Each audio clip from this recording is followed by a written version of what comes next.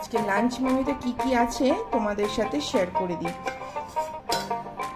প্রথমেই আছে গরম গরম ভাত, এই জাস্ট ভাতটা নামালাম। এরপর আছে নিম বেগুন ভাজা। এবার যা গরম পড়ছে এরপরে আর তো নিম বেগুন খাওয়া যাবে না, তাই নিম বেগুন ভাজা। এখানে করেছি সজনে ডাঁটা আলু দিয়ে পোস্ত।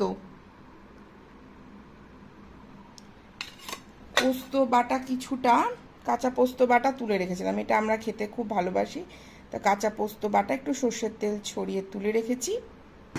আর ওই যে কাল রাতে বললাম একটা পেল্লাই সাইজের একটা ফুলকপি এনেছিলাম, কালকে তো কিছুটা ভাজা করেছিলাম রাত্রেবেলা আলু দিয়ে, আর আজকে একদম আলু দিয়ে ফুলকপি দিয়ে একদমই খুব পাতলা করিনি, কিন্তু একটু কম মশলা দিয়ে ঝোল করেছি। ওপরে নামানোর সময় ধনেপাতা ছড়িয়ে দিয়েছি। ব্যাস, আজকে আমাদের লাঞ্চ মেনু এক প্রকার নিরামিষ। সবাই ভালো থেকো, সুস্থ থেকো, টাটা।